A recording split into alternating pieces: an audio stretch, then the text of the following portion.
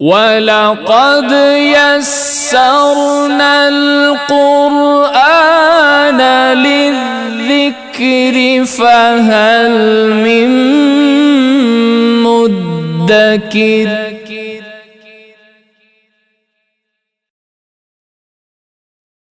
والسلام على سيد الأنبياء والمرسلين وعلى آله وصحابه أجمعين أما بعد فأعوذ بالله من الشيطان الرجيم بسم الله الرحمن الرحيم قال الله تبارك وتعالى في سورة الحديد ألم يأن الذين آمنوا أن تخشع قلوبهم لذكر الله وما نزل من الحق ولا يكونوا كالذين أوتوا الكتاب من قبل وطال عليهم الأمد فقست قلوبهم وكثير منهم فاسقون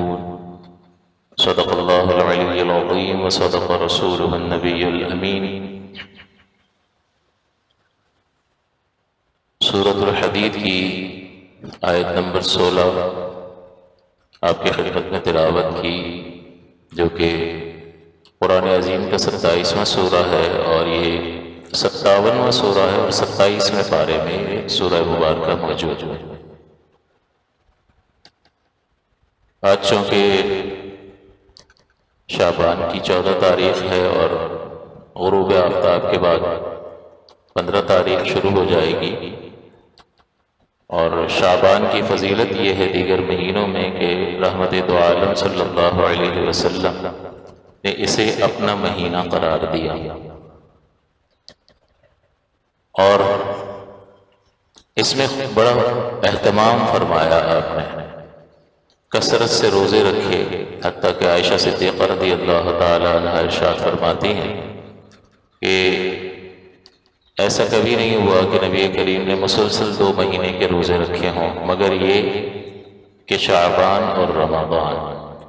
تو بعض اوقات ایسا ہوتا تھا کہ حضور پورے شعبان کے روزے رکھا کرتے تھے اور رمضان کے تو ہیں ہی فرض روزے۔ تو میرے اور آپ کے آقا صلی اللہ علیہ وسلم پر اللہ تعالیٰ کی کتنی عنایتیں ہیں، آپ کا کتنا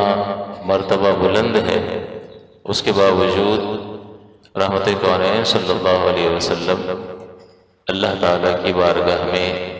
اپنی بندگی کا اظہار انتہائی درجے میں کرتے ہوئے نظر آتے ہیں، اور حق بھی یہ ہے کہ جس پر اللہ تعالیٰ کے اتنے انعامات ہوں تو ہر انعام کے بدلے میں اللہ تعالیٰ کا شکر لازم ہے، اور رحمت دو عالم صلی اللہ علیہ وسلم کو اللہ تعالیٰ نے اتنا عطا فرمایا کہ ایسا مقام و مرتبہ کسی کو نہیں ملا۔ تو حضور علیہ السلام ہم وقت اللہ تبارک و تعالیٰ کا شکر ادا کرتے ہوئے اور بندگی کے تقاضے کو پورا کرتے ہوئے دکھائی دیتے ہیں،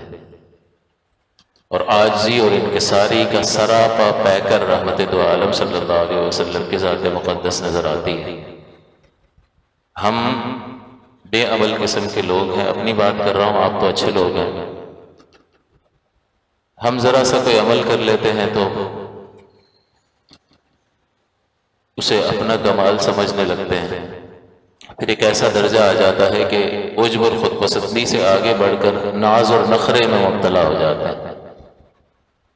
اور اس کی اگر دعا رد ہو جائے تو اسے برا لگتا ہے، کیونکہ میں تو نماز بھی پڑھتا ہوں، میں تو زکوٰۃ بھی دیتا ہوں، میں تو فلاں کرتا ہوں فلاں کرتا ہوں فلاں کرتا ہوں، لہٰذا میری دعا رد نہیں ہونی چاہیے۔ کیوں؟ اس لیے کہ میں اتنے کام کر رہا ہوں نا۔ اس کا مطلب یہ ہے کہ وہ کمال کی نسبت اپنی جانب کر رہا ہے، حالانکہ توفیق تو اللہ تبارک و تعالیٰ کی طرف سے ہے۔ لا حول ولا قوت الا باللہ، نہ برائی سے بچنے کی قوت ہے نہ نیکی کرنے کی طاقت ہے مگر اللہ کی توفیق کے سبب۔ تو کمال کی نسبت اس درجے میں اپنی طرف کرتا ہوا دکھائی دیتا ہے کہ اب وہ یہ چاہتا ہے کہ میرا ایک مقام ہے اس بارگاہ میں میرے ان اعمال کی وجہ سے، لہٰذا میرے ساتھ تو سلوک علیحدہ ہونا چاہیے۔ کسی گناہگار کی اگر دعا رد ہو جائے تو اس کو کوئی فرق نہیں پڑتا، وہ اس کی تو قبول ہی نہیں ہونی چاہیے، لیکن ہونی چاہیے۔ تو اس کا مطلب یہ ہے، اس کو کہتے ہیں، امام غزالی نے لکھا، یہ ناز کا ایک درجہ ہوتا ہے اور یہ تباہی کا راستہ ہے۔ اس کا مطلب یہ کہ بظاہر تو وہ یہ نہیں کہہ رہا، کمال کی نسبت اپنی طرف نہیں کر رہا، لیکن اس میں کمال کی نسبت اپنی جانب کرنا ہے۔ اس سے ادنیٰ درجے میں عجب اور خود پسندی آتا ہے کہ انسان چاہتا ہے کہ میری نیکیاں لوگوں کو پتہ چل جائیں کہ میں کتنا اچھا ہوں۔ ایک تو ریاکاری ہوتی ہے، وہ دکھا دکھا کے کرتا ہے، وہ بہت آگے کی بات ہے۔ ایک صرف دل میں خواہش ہوتی ہے کہ لوگوں کو پتہ چل جائے، وہ اس سے خوش ہوتا ہے۔ کیا پتہ چل جائے کہ میں فلاں فلاں نیک عمل کرتا ہوں، میں کرتا ہوں، میں اچھا ہوں۔ اس کا مطلب بھلائی اور نیکی کی نسبت، کمال کی نسبت اپنی جانب کر رہا ہے۔ جیسا کہ میں پہلے بھی مثال عرض کر چکا ہوں کہ رات میں آنکھ کھلی، وضو کی اور تہجد کی نماز پڑھ رہا، دل میں ہلکا سا یہ خیال ہے کہ امی دیکھ لیں، بھائی دیکھ لیں، اور دیکھ کر کے ماشاءاللہ دیکھو اللہ تعالیٰ نے میرے بچے کو کتنی توفیق دی ہے کہ ایسا سعادت مند بچہ ہے میرا۔ اب نہ اماں اٹھی، نہ اس نے دیکھا، کچھ بھی نہیں ہوا، لیکن دل کے اندر یہ تمنا ہے کہ کسی کو پتہ چل جائے میں کیا کر رہا ہوں۔ کیوں پتہ چل جائے؟ اس لیے کہ وہ اسے اپنا کمال سمجھ رہا ہوتا ہے۔ جب اسے اپنا کمال سمجھے گا تو اس کو کہا جاتا ہے عجب اور خود پسندی، اور یہ شریعت کی نگاہ میں پسندیدہ عمل نہیں ہے۔ اور اس سے آگے جو ہے وہ ناز اور نخرے کا مسئلہ آ جاتا ہے کہ میرا مقام ایسا اللہ کی بارگاہ میں میرے ان اعمال کی وجہ سے ہو گیا ہے کہ اب میری تو ایک خاص حیثیت ہونی چاہیے، دوسروں کے مقابلے میں ایک امتیازی حیثیت مجھے حاصل ہونی چاہیے۔ یہ کیوں ہونی چاہیے؟ بھائی میں فلاں فلاں عمل کرتا ہوں نا، لیکن میرے اور آپ کے آقا صلی اللہ علیہ وسلم عاجزی اور انکساری کا پیکر نظر آتا ہے۔ معصوم عن الخطا ہونے کے باوجود آپ تعلیم امت کے لیے یہ ارشاد فرماتے ہوئے دکھاتے ہیں، نظر آتے ہیں کہ یا اللہ میری کوتاہیوں سے درگزر فرما۔ اللہ کے پیارے حبیب جن کو اللہ تعالیٰ نے ہمارے لیے اسوہ حسنہ کے طور پر مقرر فرمایا کہ انہیں دیکھتے جاؤ، ان کی نقل کرتے جاؤ محبت کے ساتھ، تم میری رضا کو حاصل کر لو گے۔ تو جس کی زندگی کو، جس کے اٹھنے بیٹھنے کو، جس کے طرز عمل کو اللہ تعالیٰ ہمارے لیے رول ماڈل کے طور پر، ایک عملی نمونے کے طور پر ہمارے سامنے رکھے، وہ کتنا پاکیزہ شخص ہوگا، اس کا طرز عمل کتنا بہترین ہوگا کہ وہ اس کا نقل اتارنا اللہ تبارک و تعالیٰ کی بارگاہ میں انسان کو مقبول کر دے گا۔ وہ یہ کہتے ہوئے دکھائی دے رہے ہیں کہ یا اللہ میری کوتاہیوں سے درگزر فرما۔ یہ امت کو سکھانے کے لیے ہے کہ جب میں اس بلند ترین مرتبے پر اللہ تعالیٰ کی عطا سے فائز ہوں تو مجھ پر بندگی کے اور زیادہ تقاضے ہیں، لہٰذا کبھی بھی کوئی بھی بندہ جو ہے وہ اللہ تبارک و تعالیٰ کی بارگاہ میں عاجزی، انکساری سے بے نیاز نہیں ہو سکتا۔ اترانا تو بہت دور کی بات ہے کہ کس بات پر تیرا اترانا ہے، لمحے بھر کا تیرا سانس ہے، اگر سانس نکال لیا جائے تو ایک مردہ جسم ہے، اور یہ سانس کا ہونا بھی اللہ تعالیٰ کی عطا سے ہے، وہ چاہے تو چلتا رہے، وہ چاہے تو اس کو سلب فرما لے، تو تیرا تو بندے کچھ ہے ہی نہیں، اسی کا ارادہ پورا ہو رہا ہے۔ لہٰذا حضور علیہ السلام خصوصیت کے ساتھ اس مہینے میں اہتمام فرمایا کرتے تھے۔ ہمیں بھی غور کرنا چاہیے کہ یہ چیزیں عقل سے تو حاصل نہیں ہو سکتی ہیں کہ اس کے بھی 29-30 دن، دوسرے مہینوں کے بھی 29-30 دن، اس میں بھی اسی طرح سورج نکل رہا ہے، غروب ہو رہا ہے، دوسروں میں بھی ہو رہا ہے، لیکن اللہ کے نبی نے ہمیں بتایا کہ ان خاص دنوں میں اللہ تبارک و تعالیٰ اپنے بندوں کی جانب متوجہ ہوتا ہے۔ اور حضور نے فرمایا کہ جب ابن ماجہ کی روایت ہے، حضور فرماتے ہیں کہ جب شعبان کی 15ویں رات آتی ہے، یعنی نصف شعبان جو آج کی رات ہے، اس میں اللہ تعالیٰ غروب آفتاب کے بعد ہی آسمان دنیا پر خاص توجہ اور تجلی فرماتا ہے، جیسا کہ اس کی شان کے لائق ہے۔ وہ آنے جانے سے پاک اور صاف ہے، آنا جانا یہ بندے کی صفت ہے اور وہ اس سے پاک و صاف ہے۔ تو یہ کہہ دیا جاتا ہے کہ وہ آسمان دنیا پر، یعنی اس سے اوپر اور 6 آسمان ہے نا، تو جو دنیا کے سامنے نظر آ رہا ہے اس کو آسمان دنیا کہتے ہیں۔ تو آسمان دنیا پر خاص نزول اجلال فرماتا ہے جیسا کہ اس کی شان کے لائق ہے، اور پھر اعلان فرماتا ہے کہ ہے کوئی مغفرت طلب کرنے والا جس کی بخشش کر دی جائے، ہے کوئی رزق کا چاہنے والا کہ جس کے رزق کو کشادہ کر دیا جائے، ہے فلاں ہے فلاں ہے فلاں کہ جس کی مصیبتوں کو حل کر دیا جائے، اور اس طرح سے فجر تک یہ ندا کی جاتی رہتی ہے۔ ویسے بھی اللہ تبارک و تعالی رات کے آخری پہر میں یہ نزول اجلال فرماتا ہے، اور اللہ تعالیٰ کے وہ خاص بندے اس آخری پہر میں اٹھ کر اللہ تعالیٰ کو یاد کر رہے ہوتے ہیں، اور اس سے مناجات کر رہے ہوتے ہیں، اور اس سے باتیں کر رہے ہوتے ہیں۔ آپ کو بھی یہ مشورہ ہے کہ اپنے اللہ سے باتیں کیا کرو، رات کو اٹھ کر اس سے باتیں کیا کرو گے۔ پھر موقع کب آئے گا؟ آنکھ بند ہوئی تو بس چلے گئے، پھر پچھتاوے کے سوا کچھ نہیں ہوگا۔ تو وہ خاص ایک وقت ہے رات کا آخری پہر، جس میں اللہ تعالیٰ روزانہ اپنے بندوں کی طرف متوجہ ہوتا ہے، اور اللہ کے خاص مقرب بندے جو ہیں وہ اپنے بستروں کو چھوڑ کر اللہ تبارک و تعالیٰ کی عبادت میں مشغول ہوتے ہیں فجر سے پہلے کا وقت۔ اور حدیث مبارکہ میں آتا ہے کہ قیامت کے دن اتنا شدید دن ہے، اس میں اعلان کیا جائے گا کہ کہاں ہیں وہ لوگ کہ اللہ تعالیٰ کی عبادت کے شوق نے، میں مفہوم عرض کر رہا ہوں، ان کو بستروں سے جدا رکھا۔ اب نیند کتنی میٹھی لگتی ہے، بستر پر آرام کرنا کتنا اچھا لگتا ہے، اور صبح کے وقت کی نیند بہت گہری نیند ہوتی ہے، کتنی محبوب ہوتی ہے، لیکن جو اللہ کی محبت میں اس نیند کو ترک کرے گا تو اس کا مطلب اس کے نزدیک اللہ تعالیٰ کتنا پیارا ہے۔ بھئی سب کو اللہ پیارا ہے، لیکن پیارا ہونا، محبت کا ہونا ایک قلبی کیفیت کا نام ہے جو دل کے اندر ہوتی ہے۔ پتہ کیسے چلے گا کہ اس کو اللہ سے بہت زیادہ محبت ہے؟ اس طرز عمل ہی سے تو پتہ چلے گا۔ اس کی آزمائش کیسے ہوگی؟ وہ کیسے اپنے اس دعوے میں پورا اترے گا اور اس دعوے کو ثابت کرے گا کہ وہ اللہ سے بہت پیار کرتا ہے؟ اب یہاں پر اعلان کیا جائے کہ بھئی کون کون اللہ سے محبت کرتا ہے، تو کوئی ایک ہوگا جو پیچھے رہے گا۔ سب کہیں گے میں اللہ سے محبت کرتا ہوں۔ اللہ سے محبت نہیں کریں گے تو کس سے کریں گے؟ سب سے پہلے وہ ہے، یہ سب کہیں گے۔ لیکن اس دعوے کو مجرد دعویٰ، خالی دعویٰ ہی دعویٰ رہنے دینا، یا عمل کے ذریعے سے اس دعوے کا ثبوت پیش کرنا، یہ دو بہت مختلف چیزیں ہیں۔ ہم صرف دعویٰ کرنے والے لوگ ہیں، اپنے عمل کے ذریعے سے اپنے دعوے کو پایہ ثبوت تک پہنچانے والے لوگ نہیں ہیں۔ تو وہ لوگ کہ جو اپنی ان نیندوں کو اللہ کی محبت میں ترک کرتے ہیں کہ انہیں لذت اللہ کے ذکر میں حاصل ہوتی ہے۔ یہ نیند تو کیا چیز ہے؟ انہیں لذت ہی اللہ کے ذکر میں حاصل ہوتی ہے، اس توجہ میں انہیں خاص نورانیت محسوس ہوتی ہے، تو وہ اس میں مشغول رہتے ہیں۔ تو اعلان کیا جائے گا کہ کہاں ہیں وہ لوگ کہ جنہوں نے اپنے بستروں کو چھوڑ دیا اللہ تعالیٰ کی عبادت کے لیے رات کے آخری پہر میں، وہ کھڑے ہو جائیں گے۔ وہ چند یعنی بہت بڑی بھیڑ میں کم افراد ہوں گے، ان سے کہا جائے گا کہ تم بلا حساب و کتاب جنت میں داخل ہو جاؤ، اور پھر اللہ تعالیٰ دوسروں کے لیے حساب کا اعلان فرمائے گا کہ اس پر لازم نہیں کیا تھا کہ اس وقت تو اٹھ کر میری عبادت کر، لیکن اس کی چاہت ایسی تھی میرے لیے، میری نعمتوں کے تصور کا غلبہ اور احساس نعمت اتنا زیادہ غالب تھا اس کے ذہن پر، اس کے قلب پر، اس کی روح پر،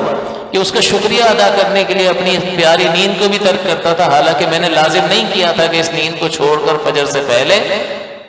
تو میری بارگاہ میں آ۔ تو پھر آج اس کے ساتھ معاملہ بھی خاص ہوگا، اس نے خاص رویہ اختیار کیا ہے تو اس کے ساتھ سلوک بھی خاص ہوگا کہ تیرا حساب ہی نہیں ہوگا، بغیر حساب کتاب جنت میں داخل ہوگا۔ اور پھر دوسروں کے لیے حساب کا، کہ جو حساب سے کرتا ہے پھر اس کے ساتھ بھی حساب کیا جاتا ہے۔ جو سیٹھ کا ویسے ہی کام کرتا ہو، ہر کام آگے بڑھ کے کر دیتا ہو، بلا تشبیہ ذکر کر رہا ہوں، اللہ تعالیٰ تو محتاج ہونے سے پاک ہے، مبرہ ہے، منزہ ہے، لیکن ہم اطراف کی مثالوں کو جب سنتے ہیں تو ہمیں بات ذرا زیادہ اچھے انداز سے سمجھ میں آتی ہے۔ جو سیٹھ کا آگے ہر کام میں جی سیٹھ یہ بھی ہو جائے گا، یہ بھی ہو جائے گا، وہ کر دیتا ہو، اور ایک ہے کہ وہ اپنے وقت کی گنتی کرتا ہو، میں 9 بجے سے 1 منٹ پہلے نہیں آؤں گا، 9 بجے کا ٹائم ہے۔ کبھی سیٹھ نے جلدی بھی بلایا تو اس نے بہانے بنا لیے، سیٹھ نے نوٹ کر لیا کہ یہ بالکل حساب کتاب والا بندہ ہے، اور وقت ہو گیا چھٹی کا تو 1 منٹ رکے گا نہیں، کل کریں گے جی۔ اور ایک یہ ہے کہ جب بلاؤ حاضر، اور چھٹی کی اس کو پرواہ نہیں ہوتی۔ دونوں میں فرق ہے یا نہیں ہے؟ تو سیٹھ کا رویہ دونوں سے الگ ہوگا یا نہیں ہوگا؟ یہ حساب کتاب کرتا ہے تو پھر ہم بھی اس سے حساب کتاب ہی کریں گے، اور جو نہیں کرتا ہے تو پھر ہم بھی بے حساب نوازیں گے۔ تو اللہ تعالیٰ بڑا قریب ہے، وہ اپنے بندوں کے اعمال کو ملاحظہ فرما رہا ہے، دیکھ رہا ہے، اور پھر وہ اس کے خزانے بھرے پڑے ہیں، معمور ہیں۔ جب وہ عطا پر آئے گا تو پھر انسان تصور نہیں کر سکتا ہے کہ اس کی عطائیں کس قدر کثیر ہوں گی۔ تو نبی کریم صلی اللہ علیہ وسلم جو ہے اس مہینے میں خاص اہتمام کرتے تھے۔ ہمیں پتہ نہیں چل سکتا تھا تا وقت یہ کہ اللہ کا نبی ہمیں آ کر بتائے نہیں۔ بار بار میں یہ چیزیں کیوں بیان کرتا ہوں؟ تاکہ ہمیں معلوم ہو کہ اللہ کا کتنا بڑا احسان ہے کہ اس نے ایک نبی بھیجا، اس نے کتاب نازل کی، ورنہ اس مہینے میں خاص اللہ تعالیٰ کی خالق کی رحمتوں کا نزول ہوتا ہے۔ آپ عقل سے جان سکتے تھے، آپ عقل سے جان سکتے تھے کہ پہلے آسمان پر خاص تجلی فرما کر لوگوں کو خطاب کرتا ہے کہ بخشش طلب کر لو، رزق طلب کر لو، اپنی دیگر مشکلوں کی آسانی طلب کر لو، کوئی عقل سے نہیں جان سکتا۔ یہ تو اللہ نے اپنا نبی بھیجا، اور اس نبی صلی اللہ علیہ وسلم نے ہمیں خبر۔ تو حضور پورے مہینے کے روزے رکھ رہے ہیں، کثرت عبادت فرما رہے ہیں، اور جب 15 شعبان آئی تو آپ جو ہے حضرت عائشہ صدیقہ رضی اللہ تعالی عنہا سے مخاطب ہو کر فرماتے ہیں کہ عائشہ صدیقہ نے جب دیکھا اپنے ساتھ بستر پر نہیں پایا تو آپ اٹھیں اور گھر میں تلاش کرنے لگی، تو حضور علیہ الصلوۃ والسلام کے مبارک قدموں پر آپ کے قدم مس ہوئے، تو آپ کو لگا کہ حضور تو عبادت میں مشغول ہیں۔ ان دنوں میں گھروں میں چراغ نہیں ہوتے تھے، تو رات ہو گئی، اندھیرا ہو گیا تو پتہ نہیں چلتا تھا کہ بندہ گھر میں ہے یا نہیں ہے، اتنا اندھیرا ہوتا تھا۔ اور گھر بھی بڑے چھوٹے چھوٹے ہوتے تھے، اتنے بڑے نہیں ہوتے تھے۔ عائشہ صدیقہ فرماتی ہیں کہ بس 2 بندوں کی لیٹنے کی جگہ ہو، بس کوئی بیٹھنے کی جگہ، اتنا سا کمرہ ہوتا تھا۔ آج تو ہمارا کچن جو ہے وہ بہت بڑا ہوتا ہے۔ تو حضور جب عبادت فرماتے تھے تو عائشہ صدیقہ فرماتی ہیں کہ میں لیٹی ہوتی تھی، آرام کر رہی ہوتی تھی، اور جب حضور سجدہ کرنے کے قریب پہنچتے تو میرے پیروں پر ہاتھ مارتے، میں پیر سمیٹ لیتی، پھر حضور سجدہ فرماتے تھے۔ یعنی اتنے مختصر گھر ہوا کرتے تھے۔ تو عائشہ صدیقہ جو حضور کو تلاش فرما رہی ہیں، اور پھر محسوس فرمایا کہ حضور حالت سجدہ میں ہے، نماز ادا کر رہے ہیں۔ پھر حضور جب نماز سے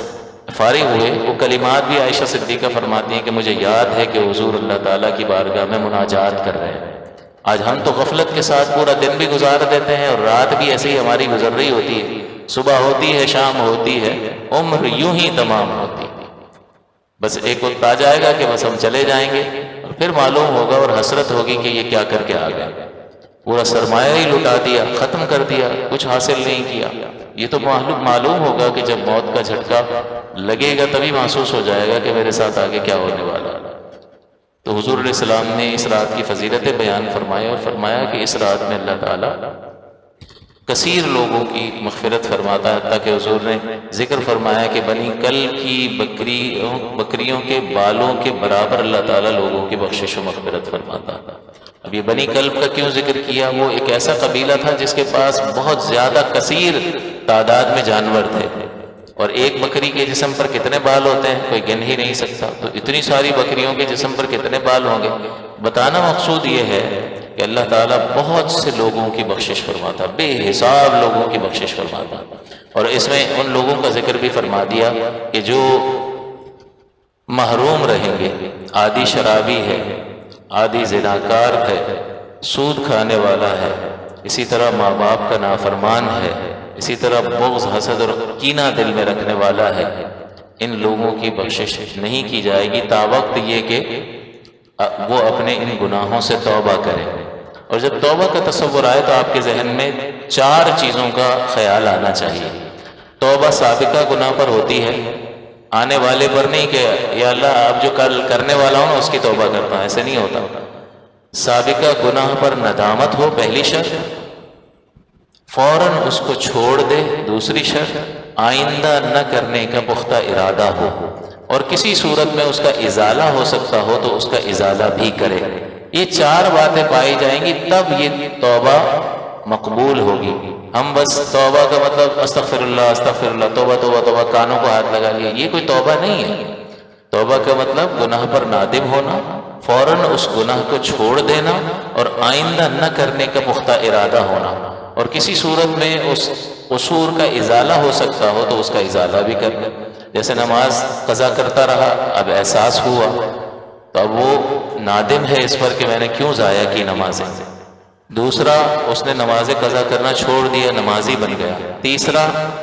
آئندہ ترک نہ کرنے کا پختہ ارادہ ہے کہ یا اللہ 5 وقت کی نماز انشاءاللہ باجماعت ادا کروں گا، میری طرف سے کوتاہی نہیں ہوگی۔ اور چوتھی چیز چونکہ اس کا ازالہ ممکن ہے، یعنی سابقہ نمازوں کو کی قضا کرنا، آہستہ آہستہ اگر پچھلی نمازیں باقی رہ گئی ہیں تو ان کو پڑھنا، تب یہ نمازوں کی توبہ مقبول ہوگی۔ یہ نہیں ہوگا کہ قضا تو پڑھے ہی نہیں اور توبہ کر کے نماز شروع کر دی، اچھا عمل ہے لیکن سابقہ گناہ معاف نہیں ہوگا جب تک اس کا ازالہ نہ کرے۔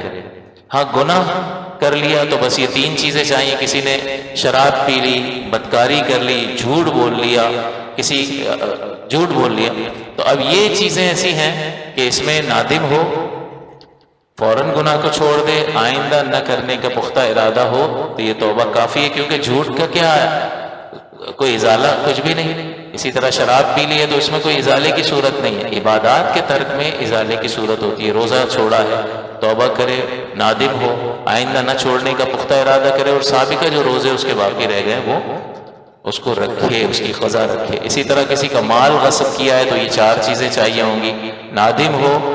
فوراً اس طرح کی حرکات چھوڑ دے، آئندہ کسی کا مال غصب نہ کرنے کا پختہ ارادہ کرے، اور جو مال کسی کا غصب کیا وہ اس کو واپس کرے۔ واپس نہیں کرے گا، ایک رشوت لینے والا ہے، رشوت لے کے اس نے پتہ نہیں کتنے لوگوں کے مال دبا لیے، کتنے لوگوں کے محنت سے کمائی ہوئی جو ہے رقم اس نے ان کی مجبوریوں کی وجہ سے، کہ مجبوری کا فائدہ اٹھاتے ہوئے اس نے حاصل کر لیا۔ تو اب یہ توبہ کرنا چاہتا ہے تو جب تک یہ رقم واپس نہیں کرے گا اس کی توبہ مقبول نہیں ہوگی، کیونکہ حق العبد جو ہے وہ اس وقت تک معاف نہیں ہوتا جب تک آپ اس حق کو ادا نہ کر دیں۔ اسی طرح وراثت میں حصے دبا کر بیٹھ جاتے ہیں، دیتے ہی نہیں ہیں، حصہ مانگو تو کہتے ہیں کہ تعلق ختم کر دیں گے تم سے۔ تو یہ جو حصہ دبانے والے ہیں یہ کیا سمجھتے ہیں، یہ بھی حق العبد ہے۔ جب تک جسم کام کر رہا ہے، بڑھاپا آئے گا تو بچے بھی سائڈ پہ کر دیں گے، پھر جن کے لیے یہ ساری چوری چکاریاں کی ہیں وہی ناقدری کر رہے ہوں گے، اور اب بھگتنا اسے ہوگا۔ اور جب تک یہ ان لوگوں کا پیسہ واپس نہیں کر دیتا تب تک اس کی توبہ مقبول نہیں ہوگی، اگرچہ نادم ہے، اگرچہ چھوڑ چکا ہے اس گناہ کو، اگرچہ آئندہ نہ کرنے کا پختہ ارادہ رکھتا ہے، لیکن چونکہ اس کا ازالہ نہیں کر رہا ہے تو پھر ازالہ نہ کرنے کی صورت میں یہ گناہ معاف نہیں ہوگا۔ ہاں اس کے پاس رقم ہی نہیں ہے تو پھر ان لوگوں سے رجوع کرے اور ان سے معاف کروائے، یا پھر ان لوگوں کے لیے ایصال ثواب کرتا رہے کہ بھئی میں نے کسی سے 2 لاکھ رشوت لے لی تھی، اب میرے پاس کچھ بھی نہیں ہے تو میں کیسے اس کا ازالہ کروں، تو اس جس سے 2 لاکھ لیے تھے اس سے معاف کروائے، اور اس کو کہے کہ بھئی میرے پاس جب آ جائیں گے میں آپ کو دے دوں گا، آپ فی الحال مجھے معاف کر دو۔ اور اگر وہ نہیں مل رہا ہے، بہت سے لوگوں کے لے لیے اور چہرے بھی یاد نہیں ہے، پتہ بھی نہیں ہے، ایک بار کام کرنے والے دفتر میں آیا پھر چلا گیا، ایک بار شکل دیکھی تھی شکل بھی یاد نہیں ہے کس سے کیا کہہ لیا تھا، اب وہ کیا کرے؟ تو اگر اس کے پاس مال ہے تو وہ اس کی طرف سے صدقہ کرے گا اور ثواب انہیں ایصال کرے گا، اور اگر کچھ بھی نہیں ہے تو پھر ذکر و اذکار کر کے نیکیاں کر کے اس کو ایصال کرے، تاکہ میدان محشر میں اس کو وہ اپنے نامہ اعمال میں اس کی طرف سے بھیجی گئی نیکیاں جب دیکھے گا تو اس کا دل نرم پڑ جائے گا اور وہ معاف کر دے گا۔ تو یہ چیزیں اگر ہم نہیں کریں گے اور پھر یہ توبہ کے ڈرامے ہم کریں گے اور ایک میسج چلا دیں گے کہ اللہ کی رضا کے لیے مجھے معاف کر دینا، یاد چلے گا بہت سارے آئیں گے میسیجز، تو یہ ایک رسم ہے، رسم سے توبہ نہیں ہوتی ہے۔ باقاعدہ آپ اپنے آپ کو پیش کریں، اگر آپ نے کسی کو ذلت میں مبتلا کیا تھا، کسی کو لوگوں کے سامنے ذلیل کیا تھا، تو بند کمرے میں ایک میسج کرنے سے ختم ہو جائے گا۔ جو وحشت، جو کرب اور جو اذیت لوگوں کے سامنے ذلیل ہوتے ہوئے آپ نے محسوس کی تھی، کیا وہ محسوس کر رہا ہے؟ نہیں، اس معافی مانگنے سے وہ محسوس نہیں کر رہا، تو پھر وہ اپنے آپ کو پیش کرے کہ بھئی یا تو آپ بدلہ لے لو، مجھے بھی اتنے لوگوں میں ذلیل کر لو، برابر ہو جائے، یا میں اتنے لوگوں کے سامنے آپ سے معافی مانگتا ہوں، میری غلطی تھی، آپ کا قصور نہیں تھا، آپ مجھے معاف کر دو، تاکہ اسے کچھ احساس ذلت تو ہو نا۔ کچھ بھی نہیں، بند کمرے میں ایک میسج چلا دیا، کچھ بھی نہیں، تو یہ کون سی معافی ہے بھائی؟ تو بہرحال جب کسی سے معافی طلب کی جائے اور صحیح طریقے سے طلب کی جائے تو شریعت یہ کہتی ہے کہ ٹھیک ہے اپنے بھائی کو معاف کر دو، لیکن وہ معافی طلب کرنے کا طریقہ رسمی نہیں ہونا چاہیے، باقاعدہ لگے کہ یہ واقعتاً اپنی اس خطا پر نادم ہے، شرمندہ ہے اور وہ اس کا ازالہ کرنا چاہتا ہے۔ تو بہرحال یہ آج کی رات جو ہے وہ توبہ کی رات ہے، اور حضور نے فرمایا کہ اس رات میں لوگوں کے نام لکھ دیے جاتے ہیں کہ کون پیدا ہوگا، کون وفات پائے گا، اور اعمال نامے اللہ تعالیٰ کی بارگاہ میں اٹھا لیے جاتے ہیں۔ اور حضور نے یہ بھی فرمایا کہ حضور روزہ رکھا کرتے تھے، آج کے دن، کل کے دن، اور آپ یہ فرماتے تھے کہ میری خواہش یہ ہے کہ جب میرا نامہ اعمال اللہ کی بارگاہ میں اٹھایا جائے، پیش کیا جائے، تو میں روزے سے ہوں۔ اس کا مطلب یہ ہے کہ اللہ تو سب کچھ جانتا ہے، لیکن خصوصیت کے ساتھ جب اللہ تعالیٰ کی بارگاہ میں ایک اہتمام کے ساتھ کوئی چیز پیش کی جا رہی ہے، تو بندگی کا تقاضا کیا ہے کہ اس کو ایک نیکی سے ڈھانپ دیا جائے۔ اندر تو سارے کرتوت ہمارے ہم جانتے ہیں، لیکن اچھائی کے ساتھ اس کو پیش کیا جائے کہ اللہ تعالیٰ اسے اچھے عمل کو دیکھ کر ہم سے راضی ہو جائے۔ ایک طالب علم استاد کے سامنے جب اپنی کاپی پیش کرتا ہے تو اس کو اگر استاد اس نے اچھا لکھا ہو تو وہ چاہتا ہے وہ اچھا لکھ کر پیش کرے گا، اور وہ صفحہ آگے کرے گا جس میں رائٹنگ اچھی ہوگی، وہ جس میں اس نے کاٹ پیٹ کی ہوگی، غلط سلط لکھا ہوگا، بہت ساری غلطیاں ہوگی، مٹایا ہوا ہوگا، صفحہ خراب ہو، وہ آگے نہیں کرے گا، وہ صفحہ آگے کرے گا کہ جو صاف ستھرا لکھا ہوا ہے، تو استاد دیکھ کر خوش ہو جائے گا، تعریف کرے گا، ماشاءاللہ بہت اچھا کام کیا۔ تو اللہ تبارک و تعالیٰ کی بارگاہ میں حضور یہ فرماتے ہیں کہ میرا عمل اس حال میں پیش ہو کہ میں روزے سے ہوں۔ لہٰذا یہ تعلیم حضور دے رہے ہیں کہ آپ تمہارا رب تمہیں ملاحظہ فرما رہا ہے، لہٰذا اس کے دیکھنے کے تصور کو ہم وقت اپنے ذہن پر سوار کر لو۔ اگر یہ اس کی صفات کمال جو ہیں ذہن پر غالب آ جائے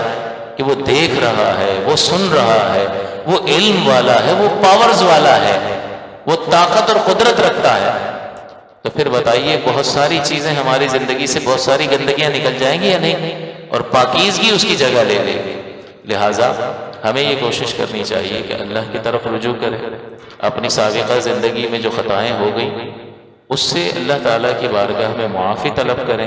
ان ایام کی قدر کرتے ہوئے اللہ تعالیٰ کی رحمت سے وافر حصہ حاصل کرنے کی کوشش کریں، ورنہ نہ ہمارا مال اگرچہ کثیر ہو ہمیں اللہ کے عذاب سے بچا سکتا ہے، نہ افرادی قوت کے جی حضوری کرنے والے لاکھوں افراد آپ کے ماننے والے موجود ہوں، وہ اللہ کے عذاب کو تو نہیں روک سکتے نا، اللہ تعالیٰ کی سزا سے تو جان نہیں چھڑا سکتے۔ اللہ تعالیٰ کے عذاب سے چھٹکارا پانے کے لیے اللہ ہی کے دامن رحمت میں ہمیں پناہ تلاش کرنی ہوگی۔ جیسے ایک بچہ جو ہے، ماں اس کو مار رہی ہوتی ہے، ناراض ہوتی ہے، وہ رو رہا ہوتا ہے، مار کھا رہا ہوتا ہے، لیکن مار کھانے کے باوجود وہ ماں ہی کی گود کی طرف آ رہا ہوتا ہے، ہٹ یہاں سے، پرے ہٹ، نکل، بدبخت، وہ مار رہی ہے، اس کو دھکے دے رہی ہے، وہ روتا ہوا پھر اس کی گود میں آ جاتا، مار رہی ہے پھر بھی اسی کی طرف آتا، کیونکہ معلوم ہے کہ پناہ اسی کی گود میں ملے گی، اسی کے دامن میں ملے گی۔ تو ہمارا رب ہمارا پیدا کرنے والا ہے، تو بندے کو پناہ اللہ تعالیٰ ہی کے دامن رحمت میں ملے گی، اور کوئی چیز اس کو بچا نہیں سکتی ہے۔ اور ہماری زندگی بڑی مختصر ہے۔ ابھی میرے ایک جاننے والے کا، ہمارے مارکیٹ کے ہیں، ان کا انتقال ہوا، کینسر تھا ان کو، علاج بھی ہو گیا، سب کچھ ہو گیا۔ اب آپ دیکھیں کہ انسان کی زندگی کیا ہے، یہاں کینسر دوبارہ اٹھا اور وہ علاج یہاں نہیں ہو سکتا تھا، وہ امریکہ چلے گئے، وہاں علاج ہوا اور گھر شفٹ ہوئے، اور گھر شفٹ ہونے کے بعد جو ہے وہ پرسوں رات وہ واش روم گئے، اور واش روم میں پیر پھسل گیا اور سر میں چوٹ لگی، اس چوٹ کی وجہ سے انتقال ہو گیا۔ اب مرض تھا کینسر کا، اور لوگ سوچ رہے تھے کہ بھئی اب یہ ایسا ہو گیا ہے کہ اس میں انتقال ہوگا، لیکن وجہ اللہ نے کچھ اور مقرر فرمائی تھی۔ اور کہاں جا کے گرنا تھا؟ امریکہ کا۔ حضور نے فرمایا کہ ہر شخص کے لیے موت کا مقام مقرر ہے، جب اس کی موت کا وقت قریب آ جاتا ہے تو وہ کہیں اور بھی ہوتا ہے، تو اللہ تعالیٰ اس جگہ پر پہنچانے کے لیے وہاں پر اس کے لیے کوئی کام پیدا کر دیتا ہے، وہ اپنا کام کرنے کے لیے اس جگہ پر جاتا ہے، اور پھر موت اسے آ لیتی ہے۔ تو انتقال ہو گیا، اللہ تعالیٰ ان کی بخشش و مغفرت فرمائے، اور پھر وہاں سے نہیں لانے کا ارادہ کیا، اور وہیں تدفین بھی وہیں ہوئی۔ اب یہاں کے رہنے والے وہاں، اور بہت مال و اسباب بہت زیادہ ہے، یعنی آپ کے تصورات سے بہت زیادہ، اتنا مال و اسباب، دیکھیں کوئی اتنا بڑا گھر کچھ بھی کام نہیں آیا، اتنے افرادی قوت، پوری مارکیٹ امٹ کر تعزیت کے لیے آگے، کیا کریں گے مارکیٹ والے، کیا کر سکتے ہیں؟ ایسے بڑے بڑے جائنٹ ہیں، بڑے بڑے بیوپاری ہیں، کاروباری، کیا کر لیتا ہے کوئی؟ کسی کا سرمایہ، کسی کی افرادی قوت کچھ بھی نہیں کر سکتی ہے۔ اس لیے ہوش کے ناخن لینے چاہیے، اور ہمیں اللہ تعالیٰ کی طرف رجوع کرنا چاہیے۔ لمحے بھر کا پتہ نہیں ہے، انسان اس دنیا سے رخصت ہو جاتا ہے، پھر پچھتاوے کے سوا کچھ نہیں بچے گا۔ یہ آیت جو میں نے آپ کی خدمت میں تلاوت کی بس 2 منٹ میں، اس کا ترجمہ اور خلاصہ ذکر کر دوں۔ یہ آج کی رات کی مناسبت سے ہے کہ آج کی اس رات میں ہم یہ عہد کریں کہ اللہ کا کوئی فرض نہیں چھوٹے گا، کوئی نماز نہیں چھوٹے گی، روزے ہم مکمل رکھیں گے، اور اس سلسلے میں کوئی کوتاہی ہو گئی ہے تو ہم اس کوتاہی کا ازالہ کر دیں گے، اور پھر جو قضا نمازیں ہیں تھوڑے سے نفل ادا کریں، اور کوشش کریں کہ نفل کی جگہ آپ قضا نمازیں ادا کریں، کیونکہ فرض ہے اور نفل اوور ٹائم کو کہتے ہیں، تو آپ اپنی ڈیوٹی نہ کریں اور اوور ٹائم کریں تو وہ مقبول نہیں ہوگا۔ اس لیے لوگ بہت زیادہ نوافل کے شوقین ہوتے ہیں، لیکن ان کو یہ سوچنا چاہیے کہ جو اسٹینڈرڈ اللہ تعالیٰ نے اور اس کے رسول نے مقرر کر دیا اس کو فالو کریں۔ فرض کی سب سے زیادہ اہمیت ہے، پھر واجب کی ہے، پھر سنت مؤکدہ کی ہے، اس کے بعد مستحب کا درجہ آتا ہے، نفل کا درجہ آتا ہے، تو نفل اس کے بعد ہے، آپ کریں گے تو آپ کو اجر ملے گا، کرنا چاہیے۔ لیکن اگر آپ نہیں کریں گے تو آپ کی گرفت نہیں ہوگی۔ اب ایسا کوئی شخص کہ جس پر فرائض باقی ہوں اور وہ نفل ادا کر رہا ہو، اور بس وہ اپنے ہی اس نے اپنا ایک معیار بنا لیا ہو کہ مجھے اللہ تعالیٰ اس کا بدلہ عطا فرمائے گا، تو جب تک فرض باقی ہے نفل قبول نہیں ہوگا۔ لہٰذا آپ 2 یا 4 نفل ادا کر لیں، ٹھیک ہے، اس سے بھی برکت حاصل کریں، لیکن اس کے علاوہ اگر آپ کا دل چاہتا ہے تو آپ قضا نمازیں اپنی ادا کریں، اور فجر تک کوشش کریں کہ اس رات کو جاگ کر گزاریں، ذکر و اذکار کریں، قرآن عظیم کی تلاوت کریں، قرآن عظیم کی کسی 1-2 آیت کی تفسیر جو مختصر ہو اس کو پڑھیں اور اس کو سمجھنے کی کوشش کریں، اور دیکھیں کہ اگر مجھ میں کوئی عملی اس آیت پاک میں کوئی عملی پہلو ہے تو میں اس عملی پہلو کو اپنی زندگی میں اختیار کرنے کی کوشش کروں۔ اللہ تعالیٰ نے اس آیت پاک میں جو سورہ حدید میں موجود ہے 27ویں پارے میں آیت نمبر 16، اللہ تعالیٰ فرماتا ہے أَلَمْ يَأْنِ لِلَّذِينَ آمَنُوا، کیا ایمان والوں کے لیے اب وقت نہیں آ گیا ہے؟ کس چیز کا؟ أَن تَخْشَعَ قُلُوبُهُمْ لِذِكْرِ اللَّهِ، کہ ان کے دل ڈر جائیں، دل جھک جائیں اللہ کے ذکر کے سبب، کہ جیسے اللہ کا نام لیا جائے تو ان کے دل جھک جائیں اللہ کی بارگاہ میں، لرز جائیں، ڈر جائیں۔ وما نزل من الحق، اور اس کی وجہ سے کہ جو حق اللہ تعالیٰ نے ان کی طرف اتارا ہے۔ تو 2 چیزوں کو اللہ نے ذکر فرمایا کہ خشیت کس چیز سے پیدا ہو سکتی ہے؟ اللہ کی یاد سے، کہ اللہ بڑا جلیل القدر ہے، وہ خالق ہے، وہ مالک ہے، تمام صفات کمال سے متصف ہے، چاہے تو معاف کر دے اور چاہے تو گرفت فرمائے، تو اب اس کی رحمت کی امید بھی، اور وہ گرفت فرما لے گا تو خوف بھی، ڈر بھی۔ تو اللہ کا جب ذکر آئے گا تو رحمت کی امید اور خوف، اس کی گرفت کا خوف جو ہے، یہ پہلو ہمارے سامنے آنا چاہیے، تاکہ اس کا نتیجہ یہ ظاہر ہو کہ بندہ جھکا جھکا دکھائی دے۔ تو اللہ فرماتا ہے کہ کیا مومنوں کے لیے وہ وقت نہیں آ گیا ہے کہ ان کے دل اللہ کی یاد کے سبب جھک جائیں، وما نزل من الحق، اور اس حق کے لیے جھک جائیں جو اترا ہے، یعنی قرآن عظیم۔ تو اس کا مطلب یہ ہوا کہ اللہ تعالیٰ نے یہ 2 اسباب اور ذرائع مقرر فرمائے ہیں جس کی وجہ سے جس کا ایمان والوں سے جس کا تقاضا کیا جا رہا ہے کہ اس کی وجہ سے ان کے دلوں میں خشیت پیدا ہونی چاہیے، اللہ کی یاد اور اللہ کا اتارا ہوا یہ قرآن۔ اور مطالبہ کس سے کیا جا رہا ہے؟ آمنو، ایمان والوں سے۔ اور اللہ تعالیٰ منع فرما رہا ہے وَلَا يَكُونُ كَالَّذِينَ أُوتُوا الْكِتَابَ مِن قَبْلُ، اور ان لوگوں کی طرف نہ ہو جائیں کہ جن کو اس سے پہلے بھی کتاب دی گئی تھی۔ تو یہ اللہ کا ذکر اور کتاب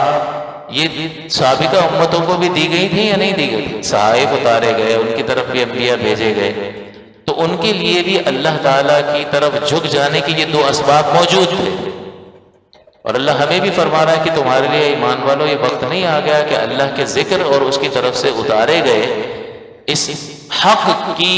طرف تمہارے دل جھک جائیں، اور تم ان لوگوں کی طرف طرح نہ ہو جانا، یعنی ان لوگوں کی طرح نہ ہو جاؤ جن کو کتاب دی گئی تھی۔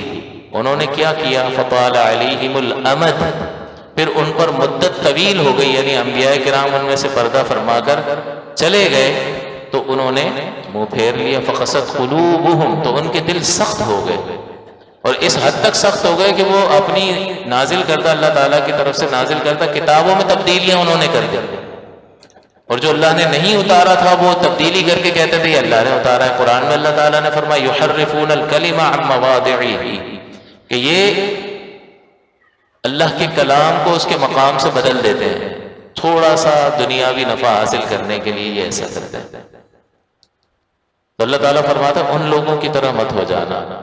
اگر ان لوگوں کی طرح ہوگے تو ان کا حال یہ ہوا قست قلوبہم، ان کے دل بڑے سخت ہو گئے۔ تو دل جب سخت ہو جائے تو کیا ہوتا ہے؟ ہدایت کی کوئی بھی بات اثر نہیں کرتی، پھر آپ اس کو اللہ کا کلام سنائیں، اس کو آپ نبی کی حدیث سنائیں، اس کو آپ رحمت کی باتیں سنائیں، اس کو آپ عذاب کے تذکرے سنائیں، اس کی صحت پہ کوئی فرق نہیں پڑتا۔ تو اللہ تعالیٰ یہ فرما رہا ہے کہ تمہارے پاس بھی یہ سبب اور ذریعہ موجود ہے فلاح کا، کامیابی کا، تو اگر تم نے اس سے صرف نظر کر لیا، یعنی وہ قرآن جو ہم نے اتارا ہے اسی ہدایت کی طرف اللہ تعالیٰ ہماری توجہ کروا رہا ہے کہ کیا وقت نہیں آ گیا کہ تمہارا دل اس کی طرف جھک جائے، اور اللہ تعالیٰ کی یاد کی وجہ سے تمہارا دل جھک جائے۔ تو یہ دو چیزیں ہمیں بھی عطا فرمائی اور ہمیں سابقہ مثال ذکر کر دی کہ ان لوگوں کی طرح نہ ہو جاؤ کہ جن کو کتاب دی گئی، پھر جب مدت طویل ہو گئی کہ انبیاء ان میں سے رخصت ہو گئے، جب مدت طویل ہو گئی تو انہوں نے اپنے دین سے صرف نظر کر لیا اور اپنی کتابوں میں تحریفات کر کے فسق اور فجور کو اختیار کر کے انتہائی درجے کے کفر میں بھی مبتلا ہو گئے۔ قست قلوبہم، تو اگر تمہارا دل اللہ کی یاد سے نرم نہیں پڑتا، اس میں خشیت پیدا نہیں ہوتی، اور اللہ کے اس کلام کی طرف تمہارا دل نہیں جھکتا ہے، تو پھر اس کا لازمی نتیجہ یہ نکلے گا کہ تمہارے دل سخت ہو جائیں گے، اور اگر تمہارے دل سخت ہو گئے تو اس کے بعد نتیجہ یہ نکلے گا کہ کوئی بھی ہدایت کی بات تمہارے دل پر اثر نہیں کرے گا۔ سورج تو اپنی روشنی ہر جگہ پہنچانا چاہتا ہے، وہ تو طلوع ہو رہا ہے، لیکن کوئی اپنا دروازہ ہی بند کر لے اور ہر سوراخ کو کپڑے سے بند کر دے یا کسی چیز سے بند کر دے، تو بتائیے اب سورج کی روشنی وہاں داخل ہو سکتی ہے؟ نہیں ہو سکتی۔ تو اس میں قصور سورج کا ہے یا اس داخل نہ ہونے دینے والے کا ہے؟ اس کا ہے۔ تو جب اس ہدایت سے انسان دوری اختیار کرتا ہے، اللہ تعالیٰ کو نہیں پہچانتا ہے، تو اس کے قلب میں نرمی پیدا نہیں ہوتی ہے۔ جب نہیں ہوتی ہے تو نرمی پیدا نہیں ہوتی ہے، دل جھکتا نہیں ہے، تو دل پھر کیا ہوگا؟ سخت ہو جائے گا۔ تو یہ ہدایت کا سامان اللہ نے پہلے لوگوں کے لیے بھی رکھا، ہمارے لیے بھی رکھا، اور ہمیں بتا دیا کہ سابقہ مثال ایسی ہے کہ ان لوگوں نے اس کی قدر نہیں کی، تو پھر قست قلوبہم، ان کے دل سخت ہو گئے۔ تو تمہارے لیے دل کی نرمی کے دو اسباب ذکر کیے ہیں کہ اللہ کا ذکر کیا جائے، اللہ کی نعمتوں کا تصور کرو تو تمہارا دل بچھ جانا چاہیے۔ ایک سیٹ تم پر چند دنوں کی مہربانی کر دے تو تم کہتے ہو سیٹ آپ کے لیے جان حاضر ہے۔ کوئی دوست مہربانی کر دے، کوئی بڑا جولی ہو، اس سے طبیعت ہی شاد ہو جاتی ہو، مزہ آتا ہو اس کے ساتھ بیٹھنے میں، تو اس کی کمپنی بننا چاہتا ہے، تیرے لیے جان بھی حاضر ہے۔ تو بتائیے اللہ تعالیٰ کے احسانات کے بارے میں کیا خیال ہے کہ اللہ کا نام جب لیا جائے تو اس کے احسانات کا تصور انسان کے ذہن میں نہیں آنا چاہیے، اس کی مہربانیوں کا تصور نہیں آنا چاہیے۔ اللہ نے ارادہ فرمایا تب ہی تو عدم سے وجود میں آیا، اور اللہ نے ارادہ فرمایا تب ہی تو تیرے اندر وہ کمالات پیدا ہوئے جو آج تیرے اندر ہے۔ ساری جسمانی صحت، اعضاء کی سلامتی اس کے ارادے کی وجہ سے ہے، ورنہ تو بھی پاگل ہو سکتا تھا، تو بھی گونگا بہرا ہو سکتا تھا، تو بھی اندھا ہو سکتا تھا، تو بھی چلنے سے قاصر ہو سکتا تھا، تیرے دل میں بھی سوراخ ہو سکتا تھا، تیرے اندرونی اعضاء میں بھی نقص ہو سکتا تھا، لیکن اس کامل رب نے، اس عظیم رب نے ایسا تیرے بارے میں ارادہ فرمایا کہ تجھے اعضاء کی سلامتی عطا فرمائی۔ تو اللہ کا جب تصور آتا ہے تو کس چیز کا تصور آتا ہے کہ وہ ہمیشہ سے ہے اور تمام خوبیوں والا ہے، تمام خوبیوں والا، تمام کمالات والا، ہر حاجت اس ہی سے وابستہ ہے۔ تو بتائیے کہ جس سے ہر حاجت وابستہ ہو، اس کا ذکر ہو، اس کے احسانات کا تصور غالب ہو، تو دل میں محبت کے جذبات بیدار نہیں ہوں گے؟ خالی محبوب کا ذکر کیا جائے تو کلیجے میں ٹھنڈک پیدا ہو جانی چاہیے۔ تو بتائیے کسی اور محبوب کی کوئی بھی وجہ ہو کہ اس کا حسن ہمیں متاثر کر رہا ہے، کسی کے احسانات ہمیں متاثر کر رہے ہیں کہ اس کے احسانات کی وجہ سے دل ایسا اس کی طرف جھک گیا ہے کہ اس کا نام لیتے ہیں تو بڑی خوشی ہوتی ہے اور ہم بڑے اچھے الفاظ سے اس کا ذکر کرتے ہیں، تو بتائیے اللہ تعالیٰ کے احسانات کے بارے میں آپ کا کیا خیال ہے؟ اس کی مہربانیوں اور اس کی نعمتوں اور اس کی رحمتوں اور اس کے کرم اور اس کے فضل کے بارے میں آپ کا کیا خیال ہے؟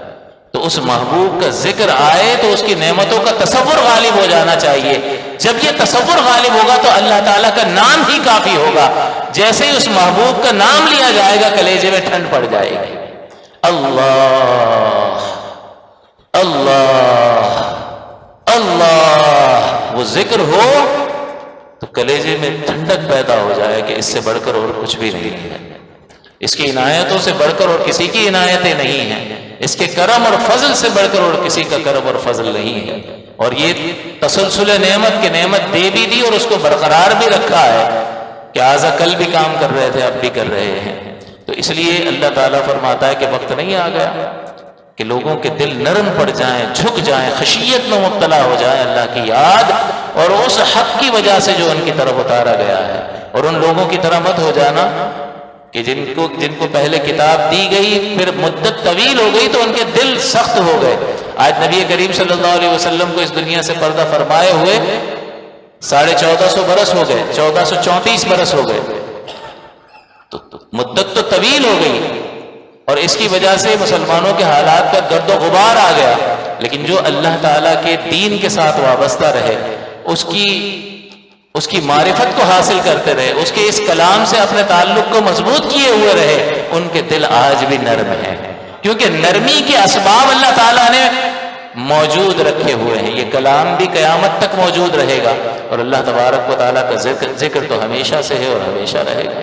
تو یہ نرمی کے دو اسباب ہمارے پاس موجود ہیں۔ اللہ تعالیٰ کی نعمتوں کا تصور کریں، اس کو غالب کریں، تو جب اس کا نام لیا جائے گا تو بندہ جھکا رہے گا۔ صرف اتنا کہ بھئی اللہ تعالیٰ نے فرض کی ہے تم پر نماز، اچھا اللہ نے فرض کی، جان حاضر ہے جی۔ دوسروں کے لیے بھی تو کہتے ہو آپ کے لیے جان حاضر ہے، حکم کر بھائی، تو تیرا بھائی حاضر ہے، تو کبھی اللہ کے لیے بھی تو یہ کہو نا، اپنی پیاری نیند کو قربان کرو، تمہیں جو مال دیا اس میں جو مالی صدقات لازم کیے ہیں ان کا حق ادا کرو۔ اس لیے دیکھیں اللہ تعالیٰ نے یہاں یہ دو اسباب ذکر فرمائے اور یہ دو اسباب بڑے مؤثر ہیں۔ یہ اسی وقت مؤثر ہوں گے کہ جب ہم ان کی تاثیر کو حاصل کرنے کی کوشش کریں گے، اللہ کو پہچانیں گے، اللہ کے احسانات کا، اس کی نعمتوں کا اعتراف کریں گے اور اس کے جلال والا ہونے کا بھی تصور ہمارے ذہن پر غالب رکھے گا، تب ہی دل میں نرمی پیدا ہو سکتی ہے۔ اور اللہ تعالیٰ فرماتا وَكَثِيرٌ مِّنْهُمْ فَاسِقُونَ، کہ یہ جو جن پر پہلے کتاب نازل کی گئی ان میں سے کثیر جو ہیں وہ فاسق ہیں، اور فاسق کی تفسیر علماء نے یہاں کافر فرمائی کہ اس ہدایت سے، اللہ کے ذکر کی وجہ سے، نرمی نہ پیدا ہونے سے اور حق کی طرف توجہ نہ کرنے کی وجہ سے دل میں جو سختی پیدا ہو گئی، اس سختی نے انہیں کفر میں مبتلا کر دیا۔ تو آج ہمیں اپنے حال پر غور کرنا چاہیے کہ اللہ تعالیٰ نے یہ دو اسباب ہمیں بھی عطا فرمائے ہیں۔ کیا وجہ ہے کہ آج ہمارے دل اس قدر سخت ہو گئے کہ کوئی ہدایت کی بات اثر کر کے دیتی ہی نہیں ہے؟ ان کو قرآن سناؤ، رحمت کی باتیں سناؤ، عذاب کے تذکرے بیان کرو، نبی کریم صلی اللہ علیہ وسلم کی مبارک سیرت بیان کرو، حدیثوں میں جو اجر و ثواب نیکیوں پر ذکر کیا گیا ہے وہ ابھارنے کے لیے وہ اجر و ثواب بیان کرو، اور جو عذاب کا ذکر کیا گیا وہ عذاب کا ذکر بھی کرو، لیکن ہماری صحت پر کوئی فرق نہیں پڑتا۔ تو یہ دل کی سختی کی علامت ہے، اور دل کی سختی فسق میں مبتلا کرتی ہے، اور فسق بالآخر جو ہے اگر یہ حد سے بڑھ جائے تو کفر میں مبتلا ہونے کا سبب بنتا ہے۔ لہٰذا ان راتوں کی، ان گھڑیوں کی قدر فرمائیں، جیسا کہ نبی کریم صلی اللہ علیہ وسلم نے خصوصی اہتمام فرمایا، ہمیں بھی کرنا چاہیے۔ اپنی سابقہ زندگی پر نظر کریں اور جو خطائیں، جو کوتاہیاں ہوئی ہیں ان سے معافی طلب کریں، اور یہ بھی دعا ضرور کریں کہ یا اللہ میری خطاؤں کو تو بغیر سختی فرمائے بخش دے۔ ہم کمزور ہیں، ہم تیری سختیوں کی طاقت نہیں رکھتے۔ بعض اوقات اللہ تعالیٰ سختیاں اگر آخرت میں عذاب نہیں دینا چاہتا تو دنیا میں بڑی شدید مرض میں مبتلا کر دیتا ہے، ہم میں وہ بھی طاقت نہیں ہے کہ ایڑیاں رگڑ رہا ہو، اس کی وجہ سے صبر کر رہا ہو تو گناہ معاف ہو رہے ہیں، لیکن اللہ سے یہ دعا کریں کہ یا اللہ ہمارے گناہ بھی معاف کر دے اور کسی سختی سے ہمیں دنیا میں بھی نہ گزار، اور آخرت میں بھی ہم پر اپنا فضل اور کرم رکھ، وہ بڑا کریم ہے، وہ توجہ فرما رہا ہے آج کی رات، اس کو ضائع مت کیجیے گا۔ غور کریں، جو خطائیں ہو گئیں، ہمارا رب بڑا کریم ہے، وہ معاف فرمانے والا، اس کی طرف رجوع کریں، نادم ہوں، آئندہ نہ کرنے کا پختہ ارادہ کریں، اور پھر اس عمل کو اگر کرنے والا ہے تو فوراً کرنا شروع کر دیں، اور بچنے والا ہے تو فوراً اس سے اجتناب کریں۔ انشاءاللہ اللہ تعالیٰ کی رحمت ہم سب کو اپنے دامن رحمت میں لے لے گی۔ اللہ تعالیٰ سے دعا ہے اللہ تعالیٰ مجھے اور آپ سب کو عمل کی توفیق عطا فرمائے۔ آمین وآخر دعوانا الحمدللہ رب العالمین۔